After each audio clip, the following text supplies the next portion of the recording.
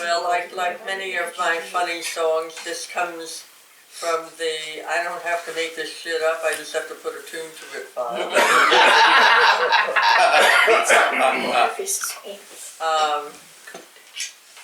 The first verse was inspired by my husband.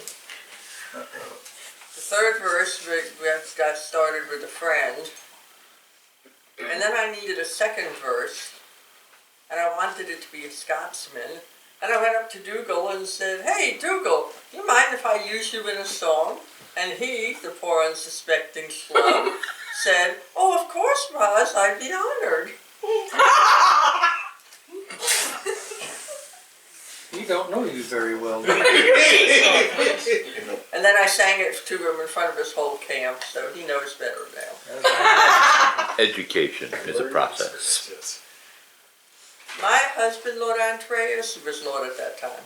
My husband, Lord Andreas, loved to party, big or small, and at the Baron's beer bash he drank lots of alcohol. When it came time to bed, he staggered homeward to our tent, attempting to doff off his clothes as off to sleep he went. I thought that he would pop the buttons on his coat hardie.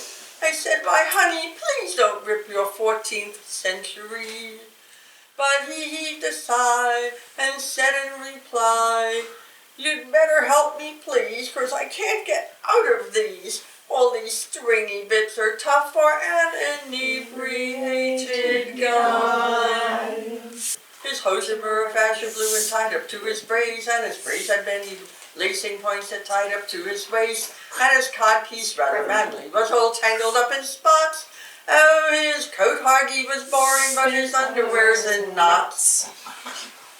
I have a friend in Sacred Stone, a Scottish lad named Dougal, who, like all Scotsmen far and wide, is really rather frugal, but nonetheless, when needed, he could put on quite a show, with the latest Highland fashion in a manner apropos.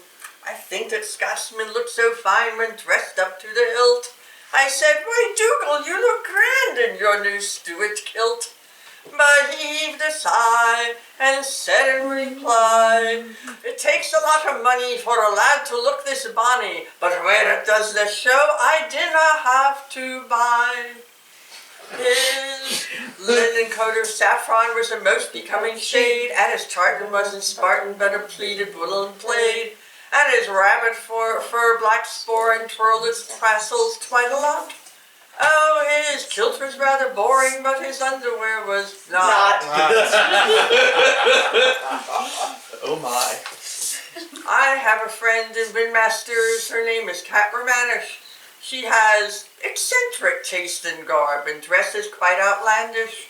Was I surprised to see her at her 12th night revelry, clad all in silk and velvet most Elizabethanly. I thought that pale blue matched with chocolate brown did rather suit her. I said, "Why, Cat, you look so elegant in your new tutor."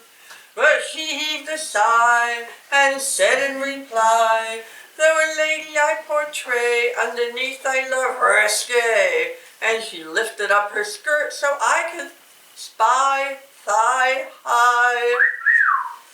No joke.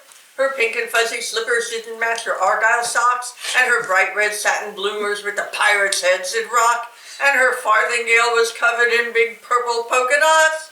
Oh, her dress was rather boring, but her underwear was not.